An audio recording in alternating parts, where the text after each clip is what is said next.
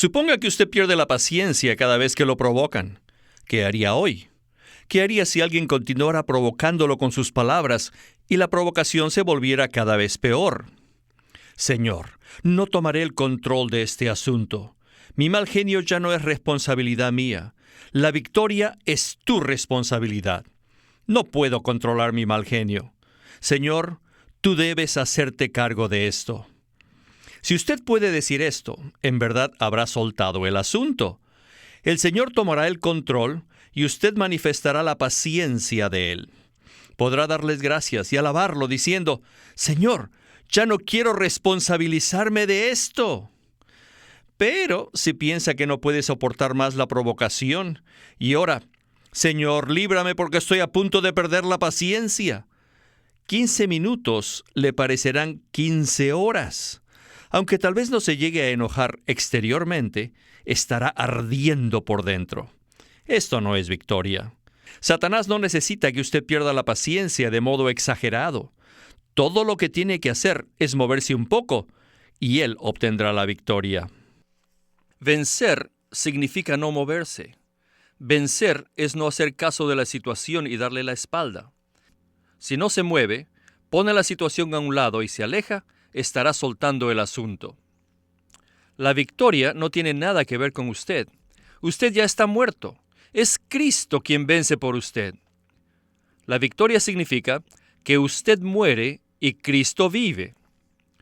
Recientemente, en Chifú, muchos hermanas y hermanas descubrieron la experiencia de vencer. Una hermana había tenido un pasado difícil. Había sido maltratada por su esposo y por su suegra. Ella soportaba todo, pero no vencía. Después de escuchar mi predicación sobre la vida vencedora, recibió la palabra, pero después de 2 días vino y me preguntó cómo podía soltar las cosas y ponerlas en las manos del Señor. Traté de explicárselo, pero no pudo entender. Finalmente le pedí al Señor que me diera un ejemplo apropiado, así que le dije, hermana, ¿alguna vez ha ido en coche a la casa de una amiga? Respondió que sí. Suponga que usted llega a la casa de su amiga y mientras le paga al cochero, llega su amiga y trata de pagar por usted. Aunque usted va a pagar, su amiga insiste y paga. Suponga que al tratar de devolverle el dinero, ella no lo acepta y se lo devuelve. ¿Alguna vez ha estado en una situación semejante? Ella dijo que sí. Luego proseguí. Suponga que su amiga le pagó 20 centavos al cochero y el hombre lo recibió y se marchó. Puesto que usted no quería que su amiga pagara, le puso el dinero en la mano. Pero al salir usted, ella vuelve a poner el dinero en la palma de su mano. Después de repetirse varias veces esta escena de tomar y recibir, decide dejar el dinero en el suelo y se despide de su amiga. Pero después se queda pensando si su amiga habrá tomado el dinero. Piensa, ¿qué sucedería si no lo toma y que tal vez en lugar de ella otra persona de la calle lo haya tomado? Finalmente se queda pensando que el cochero o un niño lo podría tomar. Por lo tanto, usted mira hacia atrás para ver si su amiga lo tomó. Al ver que su amiga no lo ha tomado aún, da la espalda de nuevo, pero sigue mirando con disimulo. Mientras usted siga mirando disimuladamente, su amiga nunca tomará el dinero. Pero si usted abandona el dinero en el suelo y le dice, ahí queda el dinero, tómalo, y sale corriendo sin mirar atrás, probablemente su amiga lo tomará. Después de darle este ejemplo, ella entendió y pudo experimentar la vida vencedora. Esta es la manera en que muchas personas le entregan sus asuntos al Señor. Por un lado, dicen haber entregado todo a Dios, pero por otro, están intranquilos en su corazón. Siguen mirando atrás. Mientras usted tome el control, Él no lo tomará, sino que se lo dejará a usted.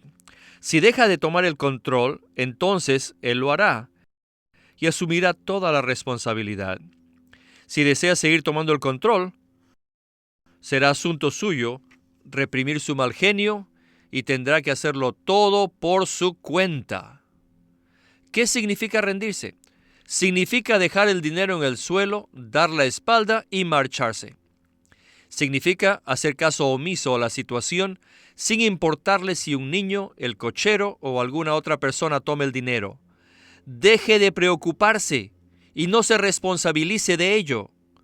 Solo necesita decirle al Señor: Señor, te entrego todo a ti.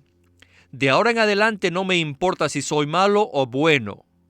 Una vez que se entregue a Dios de esta manera, Dios tomará lo que usted le haya entregado. Todo lo que debemos hacer es entregarle al Señor lo que tenemos. Primero tenemos que abandonar las cosas para que Dios recoja lo que abandonamos. Sin embargo, siempre esperamos que Dios recoja antes de que nosotros soltemos el asunto. Pero Dios desea que nosotros soltemos el asunto antes de recogerlo. Yo le dije al hermano que mencioné antes que si su jefe decidiera despedirlo el primer día del siguiente mes y que si un nuevo gerente fuese contratado, tendría que entregarle todo a él. Durante este periodo de transición, él asumiría solamente la mitad de la responsabilidad y la otra persona la otra mitad. Durante esa transición, tanto el antiguo como el nuevo gerente se encuentran presentes a la vez. Pero en el caso de Dios, o Él toma todo o no toma nada. Él nunca tomará la mitad, dejando la otra mitad a nuestro cargo. Nosotros tenemos que renunciar el día 31 y Dios asumirá el cargo en el día 1. Si tratamos de renunciar gradualmente, Dios nunca tomará el control. Uno de nuestros mayores pecados es tener un corazón incrédulo. Tratamos de controlarnos y reprimirnos todos los días. Somos nosotros los que nos controlamos y nos reprimimos. Nos preocupa qué sucedería si no nos reprimiéramos o si dejáramos de tomar el control. Al predicarle el Evangelio a un incrédulo, le decimos que ya no tiene que preocuparse de nada porque Cristo murió por él y que solo necesita creer y recibirlo todo. De la misma forma, fuimos crucificados con Cristo y Él ahora vive en nosotros. Damos gracias a Dios y lo alabamos porque Cristo es nuestra cabeza y nosotros somos sus miembros. Cristo es la vid y nosotros sus pámpanos. Él es nuestra vida y nuestro todo. Una vez que seamos quitados de en medio, una vez que nos rindamos, renunciemos y nos hagamos a un lado, Cristo comenzará a tomar el control. Si un incrédulo trata de ponerse fin a sí mismo, el diablo vendrá a morar en él. Dice: volveré a mi casa de donde salí, y cuando llega la halla desocupada, barrida y adornada. Entonces va y toma otros 7 espíritus peores que él, y entrados moran allí. Mateo 12, 44 y 45. Para los creyentes, es como el caso de 2 familias bajo un mismo techo. Cuando una de ellas se mude, la otra seguirá allí. Si un hombre no es salvo, no será victorioso aunque desista de todas sus obras. Pero si es salvo, el Señor le concederá plena victoria tan pronto cese de sus obras. Una vez que el yo sale, viene la victoria. Una vez que nos mudemos, venceremos. Renunciar y soltar significa deshacernos de nosotros mismos y mudarnos a otro lugar. Esto es lo que significa rendirse incondicionalmente. En el libro El secreto de la vida cristiana feliz, se encuentra la historia de un cristiano que descendía a un pozo seco. En el borde del pozo había una soga, y el hombre lo utilizó para descender. Pero repentinamente llegó al final de la soga. Quería llegar hasta el fondo, pero no sabía a qué profundidad estaba. Pensó en regresar de nuevo y salir del pozo, pero ya no le quedaban fuerzas. Lo único que podía hacer era agarrarse con firmeza de la soga y gritar pidiendo ayuda. Pero como el pozo quedaba en el desierto y él se hallaba en el fondo, nadie vino a su ayuda. Muy pronto quedó sin voz. Llegó al final de sus fuerzas y no pudo aferrarse más. Así que oró: Dios, que pueda caer en la eternidad. Y después de proferir estas palabras, se soltó y cayó. Mas solo fue una caída de 3 pulgadas. Aquellos que piensan que caerán en el abismo cuando se suelten, descubrirán que han caído sobre la roca eterna y no en la eternidad. Hermanos y hermanas, suéltense. ¡Suéltense! La primera condición para experimentar la vida vencedora es soltarse. De ahora en adelante, no necesitamos seguir tomando las riendas. Esto quiere decir que a partir de hoy, usted vencerá. Renunciar trae la victoria. Recientemente en Chifú, una hermana oyó que habían dos condiciones para experimentar una vida vencedora: rendirse y creer. Yo le pregunté si ella había vencido. Ella tenía la costumbre de ir a orar siempre a la montaña y respondió: subí hoy a la montaña y cavé otra tumba para mí y enterré otra cosa. Le pregunté por algunas cosas y respondió en todos los casos de la misma forma. Sabía que ella había eliminado muchos pecados difíciles, pero aún no estaba satisfecha. Oré por ella, pero esto no tuvo mucho efecto. Un día pedí a Dios que me diera palabras para ayudarla a vencer. Llegó la ocasión un día en que ella tocaba un himno. Le pregunté cómo estaba y de inmediato comenzó a llorar. Me dijo que había vencido muchos pecados, pero que no podía vencer el pequeño pecado de comer a deshora constantemente. Para otros esto podría ser de poca importancia, pero para ella era simplemente un pecado. Cuando dijo esto me reí y le dije: esto es maravilloso. No puede haber nada mejor. Ella dijo: usted dijo que la condición para recibir la vida vencedora es primeramente rendirse y que la segunda condición es creer. Pues no puedo rendirme, ni tampoco puedo creer. Así que le dije: ¿por qué entonces no desiste de tratar de rendirte y de creer? Ella respondió: ¿pero no dijo usted que la primera condición es rendirse y después creer? No puedo rendirme ni creer. ¿Qué debo hacer? Le dije: simplemente no siga rindiéndose y creyendo. ¿Qué significa rendirse? Rendirse es soltar las cosas. Soltar las cosas no es un trabajo, pero usted lo ha convertido en un trabajo. Creer tampoco es un trabajo, pero usted lo ha hecho que se convierta en un trabajo. Si no puede rendirse ni creer, simplemente quédese como está. No hay necesidad de que trate de enmendarse, ni tampoco es necesario que suelte. Es cierto que la condición para vencer es rendirse y creer, pero usted ha hecho de rendirse y creer una fórmula para alcanzar victoria. Esto no funcionará. Simplemente suelte todo por completo. No es necesario que haga nada. Ni siquiera es necesario que usted suelte o crea. Si puede pronunciar una alabanza, entonces hágalo. Y si no puede, no hay necesidad de que lo intente. Si puede venir delante del Señor, entonces hágalo. Venga delante de Él. No importa si está viva o muerta. Esto es todo lo que necesita hacer. Esto es lo que significa soltar. Hermanos, somos demasiado complicados. Dios dice que no tenemos que hacer nada, pero aún queremos seguir haciendo muchas cosas. Muchos hermanos y hermanas dicen haberlo soltado todo, pero han convertido esta acción en una especie de trabajo. Luchan constantemente entre soltar y no soltar. Así que siguen ejerciendo su propia fuerza. Soltar las cosas significa que uno ya venció. Esto es la victoria. Después de que la hermana escuchó mi palabra, quedó confundida durante 3 días. La luz fue demasiado fuerte para ella y quedó confundida.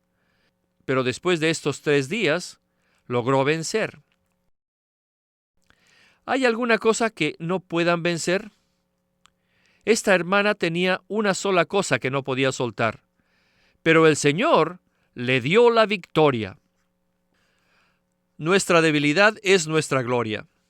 En 2 Corintios 12:9 dice: y me ha dicho: bástate mi gracia, porque mi poder se perfecciona en la debilidad. Por tanto, de buena gana me gloriaré más bien en mis debilidades, para que el poder de Cristo extienda tabernáculo sobre mí. Esto nos muestra que no solo debemos considerarnos débiles, impotentes e incapaces, sino que también debemos regocijarnos en nuestra debilidad, impotencia e incapacidad.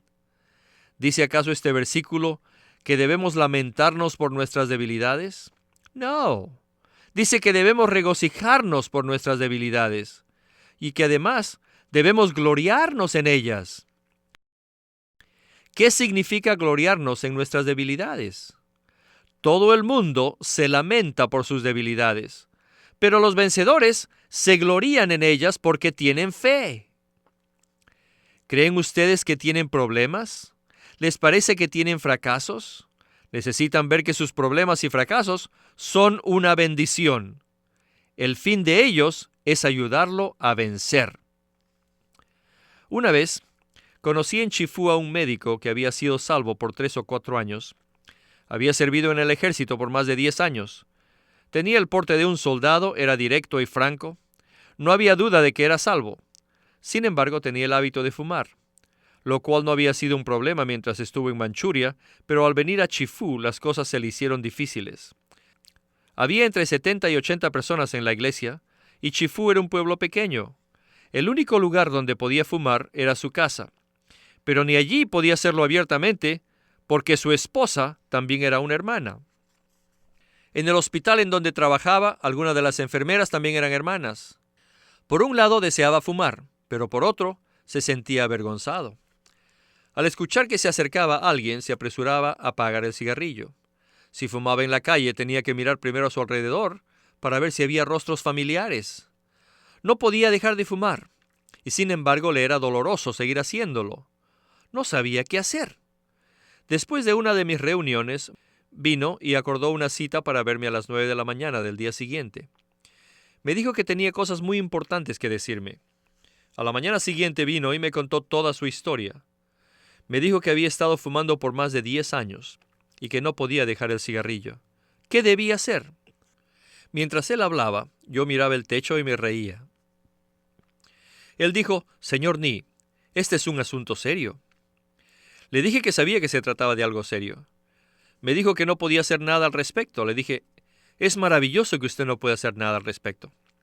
Nada es mejor que el hecho de que usted no pueda hacer nada». Me preguntó por qué, y le dije: «Me gozo porque solamente el Señor puede resolver este asunto. Ni usted ni yo podemos hacer nada al respecto. Su esposa no puede hacer nada, ni los hermanos tampoco. Con un paciente tan ideal, el Señor Jesús tendrá buen trabajo por hacer en su clínica». Me dijo que no era un asunto trivial no haber podido hacer nada durante más de 10 años. Yo estuve de acuerdo, pero le dije: «Puede ser difícil para usted, pero no hay nada difícil para el Señor. Él puede cambiar la situación en un abrir y cerrar de ojos».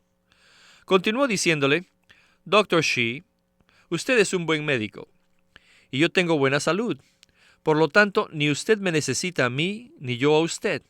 Si usted desea mostrar sus habilidades en mí, primero tengo que enfermarme, y no de algo común, sino de una enfermedad grave. Cuanto más grave sea mi condición, mejor podrá demostrar su habilidad. Hoy el Señor Jesús está aquí. Él puede sanar lo que usted, Dr. Shih, no ha podido». Me preguntó qué quería decir con esto, así que le cité 2 Corintios 12:9. «Bástate mi gracia, porque mi poder se perfecciona en la debilidad. Por tanto, de buena gana me gloriaré más bien en mis debilidades, para que el poder de Cristo extienda tabernáculo sobre mí». Era bueno que él deseara de fumar, y era maravilloso que no pudiera lograrlo, pero aún así no lograba entender las palabras de 2 Corintios 12:9. Era maravilloso que no pudiera dejar de fumar. No habría sido tan maravilloso si él no fumara, porque 2 Corintios dice que el poder de Cristo solo se perfecciona en la debilidad. Le dije: «Para usted es malo fumar, pero para Dios, su impotencia en cuanto a dejar de fumar es algo maravilloso». Él quedó confundido y me miró fijamente. Le dije: «Nunca piense que su hábito de fumar es lamentable o que es algo desafortunado. Usted tiene que decirle al Señor: «Te agradezco y te alabo porque fumo. Te doy gracias y te alabo porque no puedo dejar de fumar. Pero te doy gracias y te alabo porque tú puedes hacer que yo deje de fumar y porque puedes ayudarme a dejar de hacerlo». Él preguntó con incredulidad: «¿Puede Dios realmente hacer esto?». Le respondí, por supuesto que puede. Entonces, oramos juntos.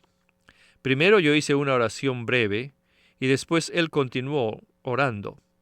Tenía fe y su oración tenía el tono de un típico soldado. Habló en una manera sincera. Dios, te doy gracias y te alabo porque fumo. Señor, te doy gracias y te alabo porque no puedo dejar de fumar. Señor, te agradezco y te alabo porque tú puedes dejar de fumar por mí. Después de orar, y aún con lágrimas en los ojos, se puso su sombrero y se alistó para salir. Le pregunté, Dr. Shi, ¿seguirá usted fumando? Respondió, yo, Tsai-Ling Shi, no puedo dejar de fumar, pero Dios sí puede hacerlo por mí. En ese momento, supe que no tendría problemas. En la noche me sentí preocupado por él y les pregunté a los que estaban en el hospital qué había sido de él. Me enteré de que todo andaba bien. A la mañana siguiente le pregunté de nuevo y su respuesta fue igual. Todo iba bien. Al encontrarme con él en la tarde, me dijo que había estado hablando con su esposa. Su esposa se había quejado por más de 10 años de su hábito de fumar, y aún así, él nunca había podido vencer ese vicio. Después de hablar con Dios, su hábito de fumar desapareció en menos de media hora. Él dijo, no fumé ayer y tampoco he fumado hoy. Cuando se marchaba le pregunté de nuevo, ¿cree usted, Dr. Shi, que puede dejar de fumar? Él respondió que no. Le pregunté, ¿qué hará entonces? Me dijo, el Señor dejará de hacerlo por mí. Al escuchar sus palabras, me fui tranquilo. Hermanos y hermanas, no crean que ustedes pueden cambiar. Dentro de 5 años, ustedes todavía seguirán perdiendo la paciencia. La victoria radica en que Cristo vive por usted. Usted puede declarar, te doy gracias, Señor, y te alabo porque no puedo lograrlo, pero Cristo sí. Desearía decirle esto a todo el mundo. No le tengo miedo al mal genio. No me amedrenta una personalidad fuerte. Tampoco le temo al orgullo desmedido. Solo temo a aquellos que no ven su propia incapacidad y que no ven que Cristo es capaz. Es bueno que ustedes alaben a Dios por su victoria, pero también deben alabarlo por sus debilidades. Sus debilidades tienen la función principal de manifestar el poder de Cristo. Doy gracias a Dios de que Watchman Nee es totalmente corrupto. Le doy gracias a Cristo porque su poder puede una vez más ser perfeccionado en mí. Le digo al Señor que no hay nada bueno en mí y que no tengo ni santidad, ni paciencia, ni calma. Doy gracias al Señor y le alabo porque no tengo ninguna de estas cosas y porque tampoco me esfuerzo por tenerlas. Oh Señor, desde ahora te lo entrego todo. Desde ahora es tu Hijo el que vencerá por mí. Si usted hace esto, inmediatamente vencerá. Usted puede vencer en menos de 1 minuto. Es más, en menos de 1 segundo. Imposible para el hombre, mas posible para Dios. Lucas 18 nos muestra a un joven rico que no pudo vencer, mientras que Lucas 19 nos muestra a Zaqueo, quien logró la victoria. He aquí, Señor, la mitad de mis bienes doy a los pobres, y si en algo he defraudado a alguno, se los devuelvo cuadruplicado. Él obtuvo la victoria en ese instante. Zaqueo logró hacer lo que el joven rico no pudo. Lucas 18 nos muestra que para el hombre es imposible, mientras que Lucas 19 nos muestra que para Dios todo es posible. El hombre de edad avanzada de Lucas 19 pudo hacer lo que el joven de Lucas 18 no pudo. En Lucas 18, el joven no pudo hacer lo que el Señor le dijo que hiciera. En Lucas 19, el Señor no tuvo que decirle mucho al hombre viejo, y aún así, éste creyó. El joven rico no pudo lograr nada, porque no creyó en Dios. El viejo y toda su casa eran hijos de Abraham. Ellos tenían fe, y la salvación llegó a aquella casa. Esta fue obra de Dios. Hermanos y hermanas, tenemos que agradecer y alabar al Señor, pues no podemos amar, ni perseverar, ni humillarnos, ni ser mansos.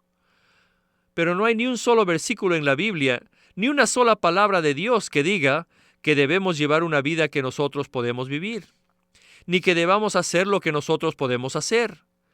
Dios siempre nos pide que hagamos lo que no podemos hacer, y nos pide que llevemos una vida que nosotros no podemos vivir. Cada mañana al despertarme, doy gracias a Dios, porque es un día más que Él tiene para realizar sus milagros. En la noche, vuelvo a darle gracias y lo alabo de nuevo por los milagros que hizo ese día. Hoy, Dios me está capacitando para soportar lo que yo no puedo, para amar lo que yo no puedo amar, para hacer lo que yo no puedo hacer y para actuar de una forma que yo no puedo. Démosle gracias al Señor y alabémosle. Todos los días podemos experimentar las palabras: lo que es imposible para el hombre es posible para Dios. Tenemos que ver que la iglesia es